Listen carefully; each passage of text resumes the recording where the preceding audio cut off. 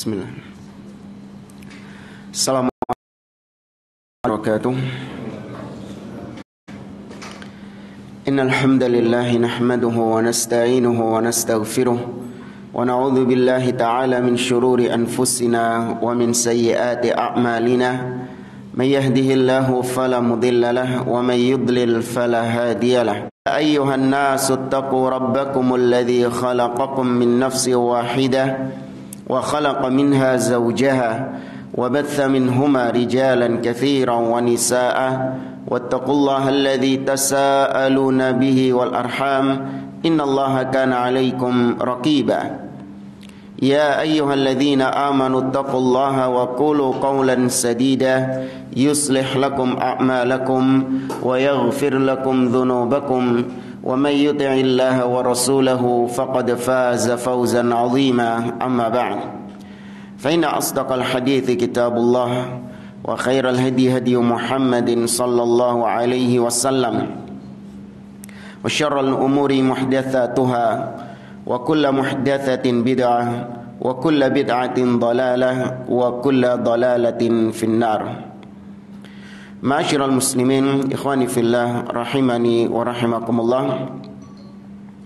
Kita melanjutkan kembali pembahasan tafsir oleh Fadilatul Syekh Muhammad bin Shalih Al-Utsaimin rahimahullahu taala. Di pertemuan pagi hari ini kita masih melanjutkan pembahasan tafsir surah Ad-Duha.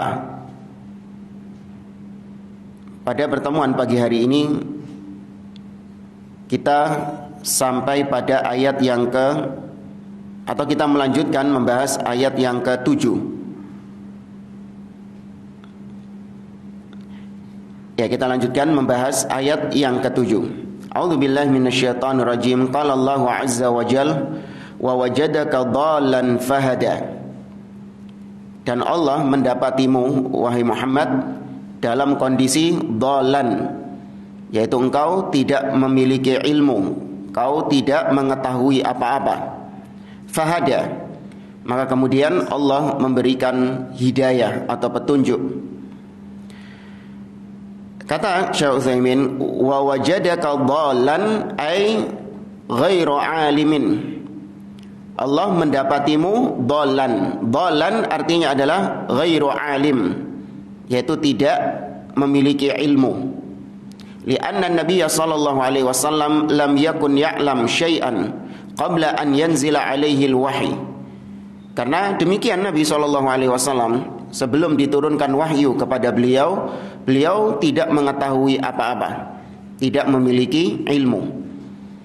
Ini yang benar, dan tidak diartikan dolan di sini diartikan dengan tersesat. Ya, seakan-akan dulu Nabi sallallahu alaihi wasallam itu nyembah berhala. Nabi dulu itu tidak mentauhidkan Allah subhanahu wa ta'ala, terjatuh dalam kemaksiatan, jatuh dalam berbagai penyimpangan, kemudian diberi hidayah baru jadi Nabi. Tidak. Ya, Nabi SAW sepanjang hidupnya tidak pernah sujud sekalipun kepada berhala-berhala, dan tidak pernah melakukan perbuatan-perbuatan yang tercela seperti berzina ataupun mencuri, ya, ataupun membunuh. Tidak. Nabi SAW dijaga oleh Allah Azza wa Jalla. Tapi makna yang benar, wa wajadaka dhallan, artinya adalah ghairu alim, tidak memiliki ilmu. Kama qala ta'ala, ini persis seperti firman Allah dalam surah An-Nisa ayat 113, wa 'allamaka ma lam takun ta'lam. Dan Allah mengajarkan kepadamu wahai Muhammad apa-apa yang sebelumnya engkau tidak mengetahuinya. Allah berikan ilmu kepadamu padahal sebelumnya engkau tidak mengetahui ilmu tersebut. Wa qala, Allah juga mengatakan dalam surah Al-Ankabut ayat 48, wa ma kunta tatlu min qablihi min kitab wa la takhutuhu bi yaminik. Dan engkau wahai Muhammad tidak pernah membaca kitab apapun sebelumnya. Ya, Nabi tidak pernah membaca kitab Taurat, nggak pernah membaca kitab Injil, nggak pernah baca kitab apapun sebelumnya. wala takhutuhu biyaminik, dan kau sebelumnya juga tidak pernah menulis sesuatu apapun. Artinya nggak pernah nyatat-nyatat ilmu. Ya, itu Nabi SAW Allah tegaskan seperti itu. Fahuwa sallallahu alaihi wasallam lam yakun ya'lam syai'an qabla huwa bal huwa minal ummiyin. Maka Nabi SAW tidak mengetahui apa-apa sebelumnya. Bahkan Nabi itu termasuk di antara orang-orang yang ummi, dia tidak bisa membaca dan tidak bisa menulis. Allah berfirman dalam surah Al-Jumu'ah ayat yang kedua, "Huwallazi ba'atsa fil ummiyina rasulan minhum." Dialah Allah yang mengutus pada orang-orang yang ummi, pada kaum yang ummi, Allah utus seorang rasul minhum, dari kalangan mereka. Sama-sama ummi juga. La yaqra wa la yaktub, tidak membaca dan tidak pula menulis. Dan ini bukan aib bagi Nabi SAW. Tidak bisa membaca dan tidak bisa menulis itu bukan aib. Nah, kita lihat sebagian dai, sebagian orang dari kalangan ahli bidah, mereka menuduh bahwa kalau kita mengatakan Nabi itu tidak bisa membaca dan tidak bisa menulis, maka berarti kita mencela Nabi, dan itu dosa katanya. Bagaimana mungkin ada seorang Nabi yang tidak bisa baca dan tidak bisa nulis? Maka kita jawab justru kebalikannya.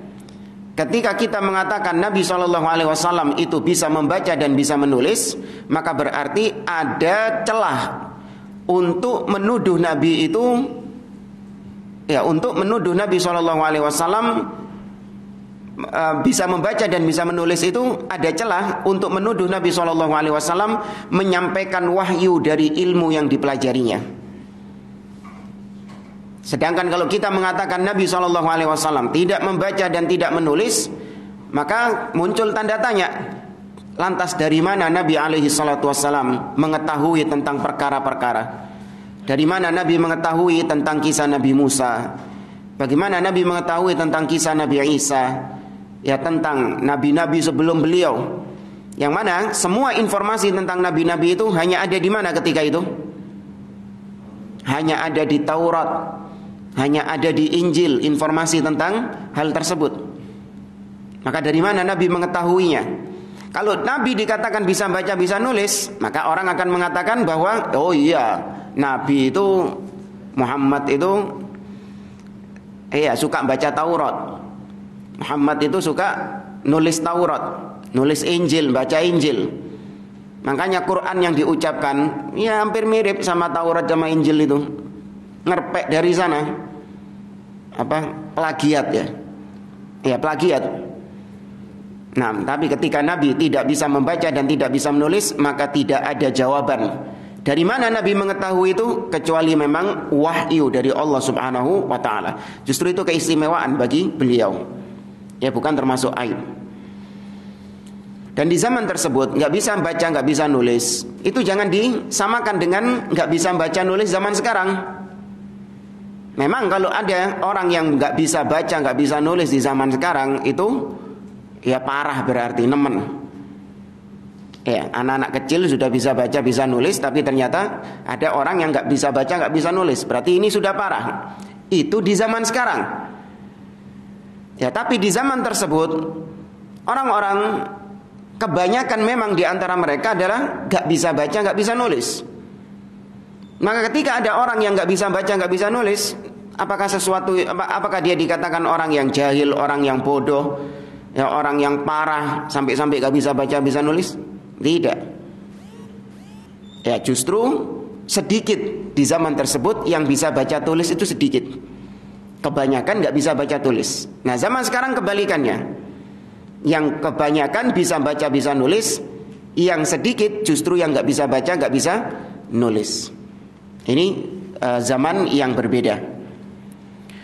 Lakin wasala ila hadhil ghayatil azimati bil wahyi alladhi anzalahu Allah alaihi fa'alima wa 'allama wa huna qala fahada.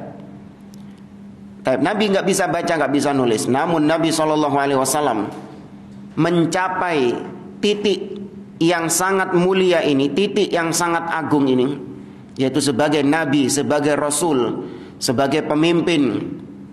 Nabi mencapai titik ini semuanya dengan wahyu yang Allah turunkan kepadanya.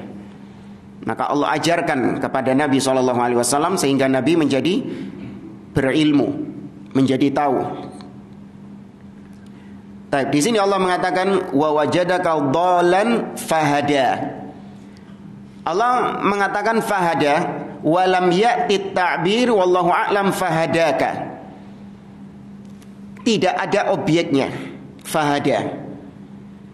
Sedangkan yang pertama ada objeknya wa wajadaka, dan Allah mendapatimu. Ada objeknya. Allah mendapatimu dhalan, dalam kondisi engkau tidak mengetahui. Fahadaka, harusnya fahadaka. Kemudian Allah memberikan petunjuk, memberikan ilmu kepadamu. Tapi di sini mu-nya jadi hilang. Paham enggak maksudnya? Ya, jadi Allah fahada, harusnya fahadaka, bukan harusnya ya. Apa ngomongnya? Kalau bahasa Arab yang biasa-biasa itu ditulis fahadaka.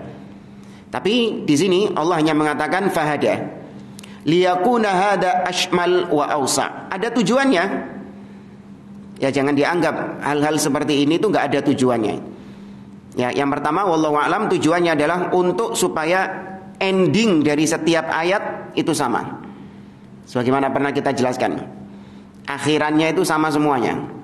Wadduha wal-laili idza saja ma wadda'aka rabbuka wa ma qala walal akhiratu khairun laka minal ula, gitu kan. Jadi akhirannya sama semuanya. Kemudian yang kedua, tidak disebutkan objeknya supaya yang kena itu lebih umum lagi. Artinya Allah itu enggak cuma ngasih petunjuk, enggak cuma ngasih ilmu kepada Nabi SAW, tapi Allah juga memberikan ilmu kepada semuanya. Allah memberikan hidayah, petunjuk kepada semuanya, enggak cuma kepada Nabi SAW. Fahuwa qad hada alaihi salatu wassalam wa hadallahu bihi. Sehingga dari kata-kata fahada, Nabi itu punya dua kedudukan. Yang pertama hadi, dan yang kedua mahdi. Apa bedanya hadi dan mahdi? Sebagaimana beliau mengatakan di sini, fahuwa hadin mahdiyun alaihi salatu wassalam. Nabi itu adalah hadi dan mahdi. Kalau hadi adalah dia mendapatkan petunjuk. Kalau mahdi yaitu dengan dialah Allah memberikan petunjuk kepada yang lain. Bingung jemaah? Kalau hadi, dianya sudah mendapatkan petunjuk dari Allah. Adapun mahdi yaitu dengan perantara dia Allah berikan petunjuk kepada yang lain. Ya, itulah kenapa kok enggak dikhususkan fahadaka. Kenapa kok dihilangkan ka-nya itu? Supaya lebih luas lagi, karena Nabi bukan cuma mendapatkan petunjuk untuk dirinya, tapi dirinya dijadikan oleh Allah memberi petunjuk kepada yang lain. Sebagaimana Allah mengatakan, innaka wa innaka latahdi ila siratin mustaqim. Sungguh engkau wahai Muhammad benar-benar memberikan petunjuk kepada orang lain ke jalan yang lurus. Idzan fahada ay fahadaka wa hada bika. Tapi ayat setelahnya wa wajadaka ailan fa'aghna. Kata Allah Subhanahu wa taala, dan Allah Rabbmu mendapatimu wahai Muhammad ailan fa'aghna ay wajadaka faqiran la tamliku syai'an. Allah dapati engkau dalam kondisi fakir, ya, dalam kondisi yang miskin, tidak memiliki sesuatu apapun. Fa'aghna ay aghnaka wa aghna bika, sama seperti hada tadi. Allah cukupkan engkau, Allah berikan kecukupan kepadamu. Tapi sama nggak disebutkan ka, fa'aghnaka, sama nggak disebutkan ka. Kenapa? Karena melalui Nabi SAW Allah berikan kecukupan kepada kaum muslimin yang lainnya. Dengan apa? Melalui Nabi, kaum muslimin mendapatkan rizki dari harta mereka. Melalui apa? Paham nggak maksud pertanyaannya? Nabi itu Allah dapati fakir, ya, miskin. Kemudian Allah cukupkan Nabi, sehingga Nabi mendapatkan kekayaan. Nah, ternyata gak cuma Nabi yang mendapatkan kekayaan, gak cuma Nabi yang dicukupkan, tapi kaum muslimin juga dicukupkan melalui Nabi. Ya, umat Islam itu dicukupkan oleh Allah rizkinya melalui Nabi SAW. Melalui apanya? Ghanimah. Ya, di sini disebutkan, kata beliau, salah satunya adalah ghanimah. Allah mengatakan dalam surah Al-Fath ayat 20, wa'adakumullahu maghanima katsiratan ta'khudhunaha. Allah menjanjikan kepada kalian wahai umat Islam ghanimah yang banyak yang boleh kalian ambil. Ya, di zaman Nabi atau di risalahnya Nabi SAW, ghanimah halal untuk diambil oleh kaum muslimin. Beda dengan nabi-nabi sebelumnya. Ini ditegaskan oleh Nabi SAW dalam hadisnya. Kata Nabi SAW, "U'titu khamsan lam yu'tahunna nabiyyun qabli." Aku diberikan 5 keistimewaan yang tidak diberikan nabi-nabi sebelumku. Yang pertama, kata beliau, ini enggak urut. Kata Nabi SAW, wa ju'ilat li al-ardu tahuran wa masjida. Allah jadikan bagiku seluruh bumi ini suci dan masjid, artinya bisa dipakai untuk sholat. Ya, dimanapun kalian mendapati waktu sholat, maka langsung sholat. Karena semua bumi ini masjid, artinya bisa dipakai untuk sholat. Kalau nabi-nabi sebelumnya nggak bisa. Sholat harus di spot-spot tertentu, harus di tempat-tempat tertentu. Kemudian yang kedua, nusirtu birru'bi masirata syahr. Aku ditolong oleh Allah dengan ketakutan yang Allah letakkan pada musuh 1 bulan sebelum perjalanan perang. Kemudian yang ketiga, wa'utitu asy-syafa'ah. Aku diberikan oleh Allah Subhanahu wa taala syafaat. Ya, maksudnya adalah asy-syafa'atu al-uzma, syafaat yang agung. Nah, kemudian yang keempat, ini yang kita bahas, wa uhillat li al-ghanaim, dan dihalalkan atasku ghanimah. Berarti sebelum beliau ghanimah itu haram. Nabi-nabi sebelum beliau ketika berperang, maka hartanya musuh nggak boleh diambil. Ya, dalam riwayat ada petir yang menggelegar dari langit menghanguskan ghanimah tersebut, nggak boleh diambil. Dan yang terakhir, yaitu kanal anbiya bu'ithu ila qaumihim khassa wa bu'ithu ila nasi 'amma. Dahulu para nabi itu diutus kepada kaumnya secara khusus, internal kaumnya saja, sedangkan aku diutus oleh Allah kepada seluruh manusia tanpa terkecuali. Wa ma aktsara ma ghanimal muslimuna minal kuffar tahta dhilalis suyuf. Dan berapa banyak kaum muslimin mendapatkan keuntungan dari ghanimah, ya, ghanimahnya orang-orang kafir, di bawah pedang-pedang kaum muslimin, yaitu ketika berjihad. Ghanaimu 'azimatun katsiratun kulluha bisababi hadzal rasuli al-karim alaihi salatu wassalam hina ihtadu bihadihi.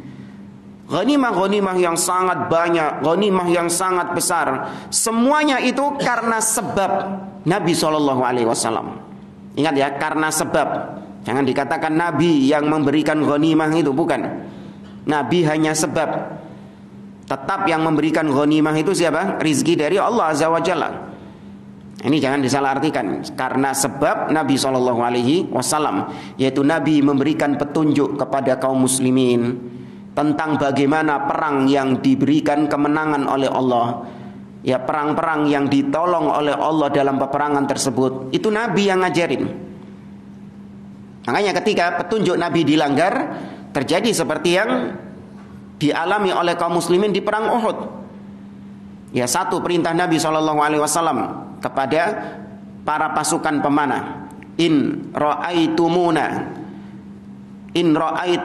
takhtafuna at-tayr fala tabrahu makanakum hadha hatta ursila ilaikum. Wahai pasukan pemanah, kalau kalian mendapati kami yang ada di bawah sudah kalah, bahkan bangkai kami dimakan sama burung-burung, maka jangan kalian tinggalkan tempat kalian sampai ada perintah lebih lanjut. Wa in ra'aitumuna ghalabnal qaum fala tabrahu makanakum hatta ursila ilaikum. Demikian juga kalau kalian mendapati kami yang di bawah telah mengalahkan musuh, ya telah mengalahkan mereka, tetap kalian jangan tinggalkan tempat kalian sampai ada perintah lebih lanjut. Ini petunjuk Nabi SAW. Namun ternyata dilanggar oleh segelintir, nggak semuanya. Segelintir dari 50 pasukan pemanah melanggar perintah Nabi, turun ikut mengambil harta rampasan perang di bawah. Akhirnya terjadilah apa yang terjadi. Ini satu perintah Nabi dilanggar, maka mendapatkan kekalahan. Bagaimana kalau 2 perintah Nabi dilanggar, 3 sunnah Nabi dilanggar? Bagaimana kalau yang melanggar itu bukan segelintir, tapi mayoritas melanggar sunnah Nabi SAW? Masihkah kita mengharap kaum muslimin mendapatkan? Masihkah kita heran kenapa kaum muslimin gak ditolong sama Allah Azza wa Jalla? Heran gak? Tuh, enggak usah heran. Gak usah heran sudah. Kalau satu saja dilanggar dapat kekalahan, ini berapa yang dilanggar? Tidak terhitung. Ini saja segelintir yang melanggar mendapatkan kekalahan. Sekarang yang melanggar, sak budget. Ya, masihkah kita heran kenapa kita nggak dapat kemenangan? Ya pantas dapat kekalahan. Ketika mereka kaum muslimin mengikuti petunjuk Nabi, mereka mendapatkan kemenangan dan mendapatkan ghanimah. Wattaba'u sunnatahu fanasarahumullahu ta'ala bihi wa ghanimu min masyarikil ardi wa magharibaha. Ketika kaum muslimin mengikuti sunnahnya, maka Allah akan memberikan pertolongan kepada mereka dan Allah berikan ghanimah kepada mereka. Ya, dari timur bumi sampai barat bumi. Walau annal ummatal islamiyah adat ila ma kana alaihi salafus salih la adan nasru ilaihim wal ghina wal izzah wal quwwah. Seandainya kaum muslimin, umat Islam, kembali seperti yang dahulu para salafus salih berada di atasnya, yakni kembali kepada sunnah, kembali kepada apa yang dipahami oleh para salaf, maka kemenangan mereka akan kembali kepada mereka. Dulu menang kaum muslimin, sekarang babak belur kaum muslimin. Kalau ingin berjaya, maka coba lihat mereka dahulu menangnya itu pakai apa? Ya, para salaf dahulu, para sahabat, para tabi'in dan yang lainnya, mereka menangnya apakah karena jumlah yang besar? Apakah karena persenjataan yang kuat? Tidak. Ya, kemenangan mereka adalah karena kuatnya ittiba mereka, kuatnya tauhid mereka, taatnya mereka kepada Allah dan Rasulnya. Meskipun jumlah mereka sedikit, minoritas, peralatan perang mereka biasa, demikian juga keahlian berperang mereka juga biasa, tapi mereka mendapatkan kemenangan. Sedangkan di zaman sekarang, kaum muslimin banyak jumlahnya, kemudian persenjataan mereka lebih kuat, keahlian berperang mereka lebih kuat, namun ternyata tetap ditindas oleh orang-orang kafir dan tidak mendapatkan pertolongan dari Allah Azza wa Jalla.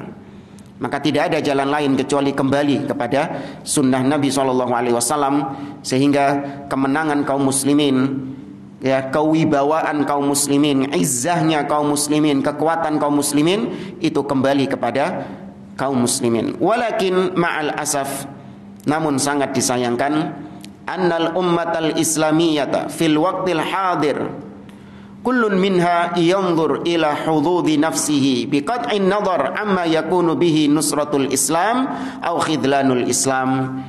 Namun sangat disayangkan kaum muslimin di waktu sekarang ini, di waktu-waktu belakangan ini, masing-masing di antara kaum muslimin lebih melihat kepada keuntungan pribadi masing-masing. Ya, lebih memperhatikan sisi keuntungan pribadinya tanpa melihat apakah ini bisa menolong kaum muslimin ataukah ini justru merendahkan kaum muslimin, justru menghinakan kaum muslimin. Gak urusan dia. Yang penting saya untung atau saya rugi. Ya, yang penting saya untung atau saya rugi. Itu saja yang diperhitungkan sama dia. Wala yakhfa 'ala man ta'ammala al-waqa'i' allati hadathat akhiran annaha fil haqiqati idlalun lil muslimin. Dan tidak tersembunyi bagi siapa saja yang merenungkan fakta-fakta yang terjadi belakangan ini, ya, realita-realita yang terjadi belakangan ini. Apa yang dilakukan oleh kaum muslimin, sebagian di antara mereka itu bukannya menolong umat Islam, justru itu adalah semakin menghinakan kaum muslimin. Wa annaha sababun li syarrin 'azimin kabirin yataraqqab min wara'i ma hadath. Dan perbuatan mereka inilah yang menyimpang dari sunnah Nabi SAW adalah sebab datangnya keburukan yang besar yang sekarang sedang menanti-nanti kaum muslimin. Ya, keburukan yang lebih besar lagi sudah ditindas, akan ada keburukan yang lebih besar lagi kalau mereka selamanya berada di atas, kalau mereka selamanya jauh dari sunnah, kalau mereka selamanya lebih mementingkan tentang keuntungan dirinya daripada Islam dan kaum muslimin, maka akan ada keburukan yang lebih besar di balik itu. Wala siyama minal yahudi wan nasara alladzina hum awliya'u ba'dihim li ba'din. Apalagi Yahudi dan Nasara yang mereka ini saling kolaborasi satu dengan yang lainnya. Sebagaimana yang Allah firmankan dalam surah Al-Maidah, ya ayyuhalladzina amanu la tattakhidul yahuda wan nasara awliya ba'dhum awliya'u ba'd. Wahai orang-orang yang beriman, jangan jadikan Yahudi dan Nasrani sebagai aulia, yaitu kau berwala kepada mereka, kau berkasih sayang kepada mereka, kau loyal kepada mereka. Ba'dhum awliya'u ba'd. Orang Yahudi sebagiannya, ya, mereka ini berwala dengan orang-orang Nasara, berkolaborasi dengan orang-orang Nasara. Wahum a'ni al-yahudu wan nasara muttafiqun ala adawatil Islam. Yahudi dan Nasara meskipun mereka berbeda akidah, meskipun mereka berbeda agama, namun mereka sepakat untuk memerangi Islam dan kaum muslimin. Kullun la yuridul Islam wala yuridu ahlal Islam wala yuridu izzal Islam. Baik Yahudi ataupun Nasara sama-sama tidak menginginkan Islam, tidak menginginkan kemuliaan Islam, ya, sama-sama memusuhi Islam. Walakin sayansurullahu ta'ala dinah mahma kanatil ahwal. Namun kita harus meyakini Islam itu tetap ditolong oleh Allah Subhanahu wa ta'ala. Agamanya, ya, secara agama Islam itu tetap ditolong oleh Allah. Sebagaimana Allah menjaga agama ini, itu bentuk pertolongan Allah. Agamanya tetap dijaga.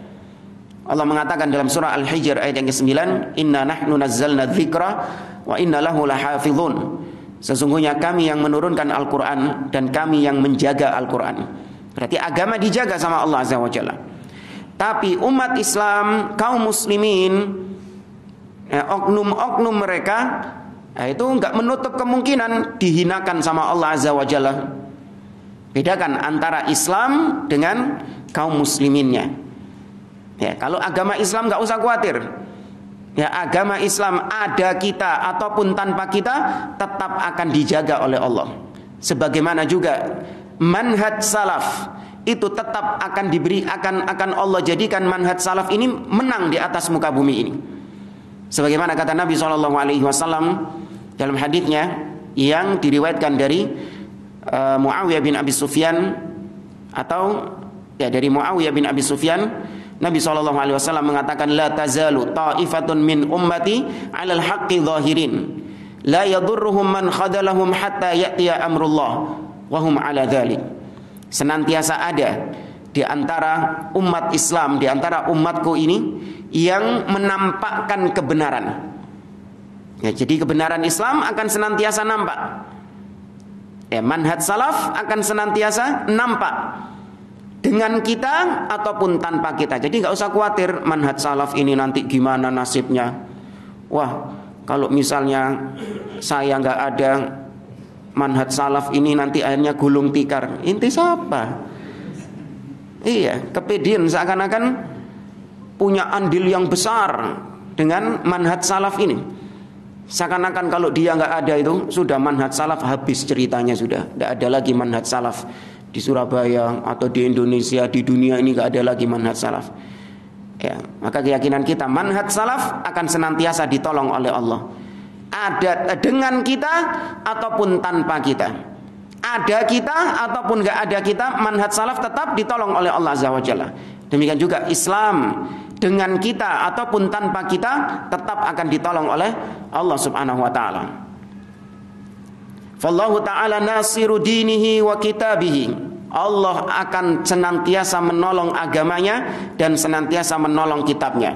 Wa in hasala 'alal muslimina ma yahsul, meskipun kaum musliminnya terpuruk. Ya, meskipun kaum muslimin yang tertindas itu mereka karena sebab dosa-dosa mereka. Nabi mengatakan, idza tabaya'tum bil'ina wa akhadtum adnabal baqar wa raditum biz-zar' wa taraktumul jihad sallallahu alaikum dhullan la yanzi'uhu ankum hatta tarji'u ila dinikum. Ketika kalian ya sudah jual beli dengan jual beli ina, yaitu salah satu jual beli riba, kemudian kalian tamak terhadap harta peternakan kalian dan wazzara, pertanian kalian, artinya tamak terhadap dunia kalian, dan kalian meninggalkan jihad dengan segala macam-macam jihad yang ada, maka Allah timpakan kehinaan kepada kalian, dan tidak akan Allah cabut kehinaan itu kepada kalian sampai kalian kembali kepada agama kalian. Itu kaum muslimin. Bisa dihinakan sama Allah, bisa, tapi kalau agamanya itu tetap akan dijaga sama Allah Subhanahu wa taala. Ya, tetap akan dimenangkan agama ini. Fa innallaha yaqul wa tilkal ayyamu nudawiluha bainan nas. Allah mengatakan, itulah hari-hari yang kami putar di antara manusia. Ya, umat Islam kadang mendapatkan kemenangan, tapi enggak menutup kemungkinan juga mendapatkan kekalahan, diputar sama Allah Azza wa Jalla. Tapi yakini bahwa agama Islam ya secara agamanya itu dijaga oleh Allah, tidak ditindas. Farubbama ya'til yaum alladhi yujahidu fihi al-muslimuna al-yahud hatta yakhtabi al-yahudi tahta asy-syajar fayunadi asy-syajaru ya muslim ya Abdullah hadha yahudi tahti fayatil muslim fayaqtuluhu. Sampai nanti ketika datang suatu hari, kata beliau, di mana kaum muslimin memerangi orang-orang al-Yahud, memerangi orang-orang Yahudi, sehingga orang Yahudi lari terbirit-birit, mereka sembunyi di balik pepohonan. Ketika itu pohon tersebut memanggil, wahai muslim, wahai Abdullah, ya hamba Allah, kemarilah, ada Yahudi yang sedang bersembunyi di bawahku. Ya, maka seorang muslim itu mendatanginya dan membunuhnya. Ya, ini sebagaimana riwayat dalam Sahih Muslim akan terjadi di akhir zaman. Wa ma dzalika 'ala Allahi bi'aziz. Itu adalah sesuatu yang mudah bagi Allah Subhanahu wa taala. Walakinnal muslimina yahtajuna ila qiyadatin hakimatin alimatin bi ahkami syar'iyyah. Di sini beliau banyak ya membahas tentang kondisi kaum muslimin. Ya Pak, dibaca tak? Soalnya beliau kemana-mana ini. Bukan maksudnya melebar kemana-mana, iya melebar kemana-mana sampai pada urusan-urusan peperangan. Ya, padahal ayatnya tadi sampai lupa, nah ayatnya bahasa apa ini? wa wajadaka ailan fa'aghna. Ya. Benar ya? Ya. Tapi bahasnya sampai masalah perang, sampai masalah izzah kaum muslimin. Ya, karena memang kajian kitab ini bukan seperti kitab-kitab tafsir Ibnu Katsir, enggak. Ini memang adalah transkrip ceramah Syekh Utsaimin. Dia sudah Syekh Utsaimin ceramah direkam, kemudian setelah itu sama murid-muridnya di transkrip, diketik, akhirnya jadi kitab. Ya, makanya bentuknya seperti ceramah dan memang cocok dibawakan ke ceramah juga, kajian juga. Baik, kita ringkas-ringkas saja. Akan tetapi kaum muslimin, kata beliau, membutuhkan qiyadah, yaitu membutuhkan kepemimpinan yang bijak, yang mengetahui hukum-hukum syariat qabla kulli syai'. Li'anna al-qiyadata bi ghairil istifada bi nuri syariah aqibatuhal wabal. Karena kepemimpinan, ya, seorang pemimpin yang menguasai memimpin kaum muslimin dan dia memimpin bukan dengan cahaya syariat Allah, maka yang ada adalah ya sia-sia, ya, tidak akan mendapatkan kemenangan, bahkan kerugian yang akan didapatkan. Mahma alat walau alat ila a'la qimmah fa innaha sawfa tanzil ila asfali qa'rin. Meskipun umat Islam ini sekarang sedang berada di puncak-puncak kejayaannya, namun kalau mereka ini tidak menjalankan syariat, artinya tidak berpegang dengan tauhid dan sunnah, meskipun sekarang lagi di puncak-puncaknya, yakini suatu saat pasti akan jelungup sampai ke dasar jurang yang paling dalam. Kata beliau, fal al-hidayatu bil Islam binuril Islam la bil qaumiyah. Maka petunjuk untuk kita mendapatkan kemenangan, untuk mendapatkan kejayaan, itu adalah dengan Islam, dengan sunnah, ya, bukan dengan qaumiyah, bukan dengan fanatik golongan. Wala bil asabiyah, sama, tidak dengan ta'assub. Ya, tadi ta'assub kepada kaum, etnis, atau ta'assub kepada golongan. Ya, tidak akan mendatangkan kemenangan sama sekali. Ya, jangan dianggap fanatisme terhadap suku, fanatisme terhadap golongan itu akan membawa kepada kemenangan, membawa kepada kejayaan. La. Yang bisa membawa kepada kejayaan hanya Islam. Wala bil wataniyah, atau fanatik terhadap negeri, kebangsaan. Wala bi ghairi dzalik, dan tidak dengan selain itu. Ya, tidak dengan selain itu. Makanya termasuk diantara ucapan yang dilarang adalah ketika ada orang-orang yang menghina Indonesia misalnya. Ketika ada orang-orang yang menghina Indonesia atau bahkan mau memerangi Indonesia, bedakan antara ucapan saya marah karena bangsa Indonesia telah diinjak-injak sama dia, bangsa Indonesia telah dihina, bangsa Indonesia telah direndahkan. Ini ucapan ada unsur qaumiyah di situ.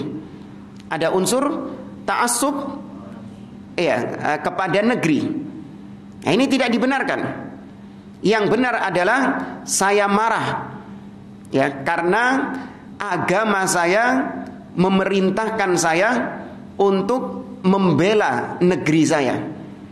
Ya, agama saya memerintahkan untuk membela negeri saya.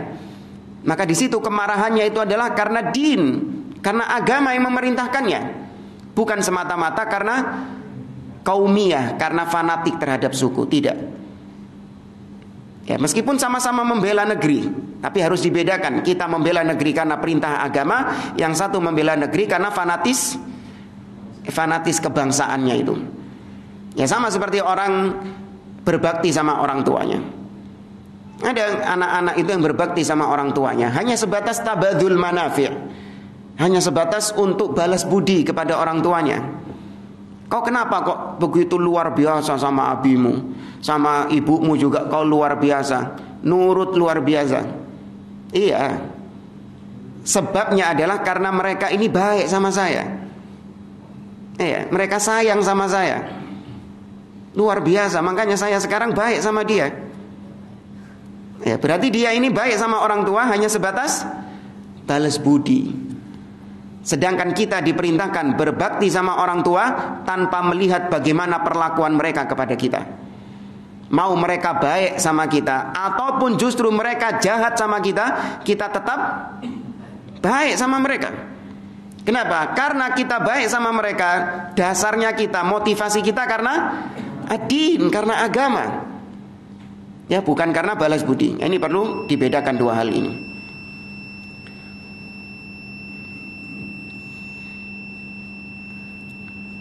Fal Islamu wahdah huwal kafilu bi'izzatil ummah. Maka hanya dengan Islam saja itu bisa dijadikan sebagai jaminan untuk memenangkan kaum muslimin, ya, untuk mengembalikan kejayaan kaum muslimin. Lakin tahtaj ila qiyadatin hakimatin tad'ul asya mawadhi'aha. Namun perlu dibutuhkan kepemimpinan yang bijak dari seorang pemimpin yang meletakkan kebijakan-kebijakan dengan tepat. Wa tata'anna fil umur wa la tasta'jil. Dan dia itu tidak kesusu melihat hasilnya, tapi dia menjalankan proses dengan sabar. Yang penting prosesnya ini adalah sesuai dengan agama, sesuai dengan syariat, tidak tergesa-gesa mencari hasil. Nah, beliau mencontohkan di sini Nabi SAW. Nabi selama 13 tahun, ya, Nabi selama 13 tahun hidup di kota Mekah. Nabi menyaksikan kesyirikan, kemungkaran, bahkan penindasan kepada para sahabat Nabi SAW. Nabi sabar, ya, nggak gesusu ngelihat hasilnya. Mana ini katanya saya Rasulullah, iya, kok cek suwe ini 13 tahun. Bahkan ditambah 10 tahun lagi di kota Madinah. Di akhir-akhir hidup Nabi SAW, ya, tepatnya di tahun ke-7 atau ke-8 Hijriah, baru Nabi SAW berhasil menaklukkan kota Mekah, menguasai kota Mekah, merubah kota Mekah menjadi kota Islam, merubah kota Mekah menjadi negeri Islam yang sebelumnya negeri kufur, negeri syirik. Sabar Nabi SAW, nggak kesusu ngelihat hasil. Nah, inilah yang dijalankan oleh dakwah salafiyah, yang ingin memperbaiki umat, yang ingin untuk supaya mengembalikan Islam, mengembalikan kejayaan Islam dengan slowly, dengan perlahan-lahan, tidak kesusu. Ya, beda sama ahlul bidah. Ahlul bidah pinginnya langsung mendapatkan kejayaan umat Islam dengan cara yang instan, sehingga mereka menempuh cara-cara yang batil. Apa diantaranya? Cari kepemimpinan, ya, siang malam memikirkan bagaimana supaya bisa mendapatkan kepemimpinan, bikin partai, ya, kemudian mencalonkan diri jadi pemimpin, sudah jadi pemimpin, sudah menang. Ada Islam yang dipikirkan? Ada. Ya, mikirkan bagaimana caranya balik no modal, jamaah. Larang modal soal itu. Maka jangan mengharapkan kemenangan Islam lewat politik. Abadan, selama-lamanya Islam tidak akan Allah berikan, kaum muslimin tidak akan dijayakan oleh Allah melalui jalur politik. Terus gak usah percaya dengan kampanye-kampanye yang mengatakan bahwa ini untuk menjayakan umatnya, kadzab semuanya. Ya, tidak ada Islam itu berjaya atau Allah memberikan kemenangan kepada kaum muslim lewat jalur-jalur politik, terlebih politik-politik yang kotor, tidak akan mungkin selama-lamanya. Kaum muslimin baru akan berjaya, baru diberikan kemenangan oleh Allah ketika mereka berpegang dengan sunnah, ketika mereka berpegang dengan tauhid dengan benar. Nah, itu yang dikerjakan oleh dakwah salafiyah. Ya, Allah kaum muslimin atau as-salafiyun mengajak kaum muslimin untuk bertauhid kepada Allah, mendidik mereka dengan tauhid, mendidik mereka dengan sunnah. Itu yang berhasil mengembalikan kejayaan kaum muslimin. Tapi suwe Ustaz, ini sing repot. Tapi suwe, ya, cepetan langsung jadi pemimpin. Nah, ini cepet berjaya umat Islam. Tapi kalau tauhid, kapan jayanya umat Islam? Jangan nyari hasil. terkadang jayanya itu di zaman kita, tapi terkadang nanti Allah berikan kejayaan setelah zaman kita. Lihat Syekh Muhammad bin Abdul Wahab, buah daripada dakwah beliau itu baru nampak kapan? Apa ketika beliau masih hidup atau sudah meninggal? Ketika setelah beliau meninggal. Bahkan dampak keberkahan dakwah Syekh Muhammad bin Abdul Wahab sampai sekarang masih terasa, yaitu Allah berikan kejayaan pada kaum muslimin di negeri Saudi. Ya, Allah jadikan Saudi sebagai satu-satunya negeri yang sangat menjaga tauhid di atas muka bumi ini. Ya, sangat memperhatikan masalah tauhid, satu-satunya negara ya yang resmi mempertahankan konsep tauhidnya hanya Saudi. Dengan berbagai kekurangan-kekurangan yang ada, semoga Allah Azza wa Jalla memperbaikinya. Ya, itu dakwah, keberkahan dari dakwah tauhidnya Syekh Muhammad bin Abdul Wahab baru dirasakan setelah beliau. Ya, maka dibutuhkan kesabaran, tidak gesusu-gesusu dalam mencari hasilnya. Oke, kemudian juga beliau menyinggung di sini, itu memang sunnatullah. Ya, sunnatullah ketika seorang muslim, sunnatullah ketika kaum muslimin ingin mendapatkan kemenangan, ingin mendapatkan kejayaan, maka ya butuh proses. Jangan maunya cuman instan. Instan itu berarti kau nggak terima dengan aturan Allah, nggak terima dengan sunnatullah. Dan biasanya yang instan-instan itu pasti dampaknya buruk. Ada orang ketika sakit itu recovery-nya, sakit apa misalnya? Sakit flu, batuk pilek, demam. Recovery-nya, ya recovery ini proses penyembuhannya itu membutuhkan waktu enggak? Membutuhkan waktu. Membutuhkan waktu. Hatta antum mungkin enggak minum obat apa-apa, cukup istirahat saja. Itu mungkin berapa hari? Seminggu ya? Ya, seminggu baru fit lagi. Ya, ketolong sama Panadol. Jadi cuman ya 3 hari, 4 hari, mungkin kurang dari itu baru sembuh, ketolong. Nah, ada obat yang langsung sembuh jamaah. Ana lupa dulu apa itu.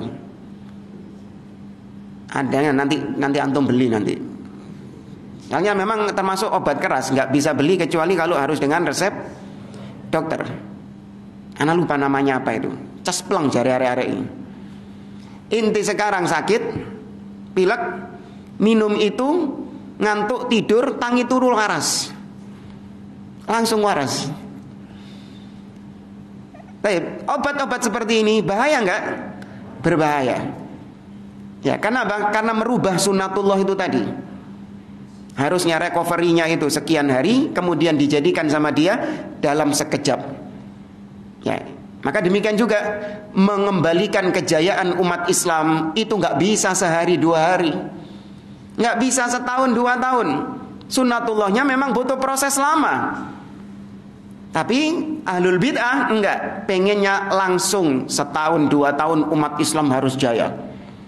Ya, lewat apa? Jalur politik misalnya. Ini dari sisi sunnatullah sudah menyalahinya.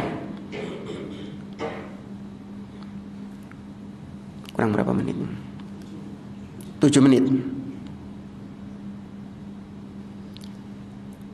Tapi di akhir paragraf ini kata beliau, lakinnal aqil yasbir.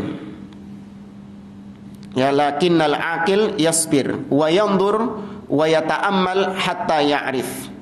Orang yang berakal dia bersabar dengan kondisi yang ada. Terus dia berdakwah, mengajarkan umat tauhid, mengajarkan umat akidah. Wa yandur wa yata'ammal hatta ya'rif. Ya, dia merenungkan, ya dia memperhatikan kondisi-kondisi kaum muslimin. Wal umuru tahtaj aidan ila azmin wa tasmimin wa sabrin. Setiap perkara itu dibutuhkan tekad yang kuat, ya dibutuhkan pemetaan yang benar, kemudian menjalankannya butuh sabar. Ya, dalam menjalankan apapun dibutuhkan hal tersebut, apalagi dakwah. Li'annahu labudda min hadha, labudda min azmin yandafi'u bihil insan, wa labudda min sabrin yuthbitu bihil insan, wa illa lafatatil umur aw fata katsirun minha wallahul musta'an. Maka wajib untuk bersabar. Setelah kita bertekad, kemudian kita jalankan, maka hasilnya sabar. Karena kalau tidak sabar, justru menempuh jalan-jalan yang haram, justru menempuh jalan-jalan yang bid'ah, maka akan semakin kocar-kacir urusannya. Ya, akan semakin terpuruk urusannya. Baik, ayat berikutnya ini penjelasannya juga lumayan panjang. Fa ammal yatima fala takhar wa ammas sa'ila fala tanhar. Cukup panjang. Insyaallah kita lanjutkan ayat ini di pertemuan yang akan datang. Naktafi bihadza, subhanakallahumma wa bihamdik, asyhadu an la ilaha illa anta, astaghfiruka wa atubu ilaik. Wa akhiru da'wana alhamdulillahi rabbil alamin. Assalamualaikum warahmatullahi wabarakatuh.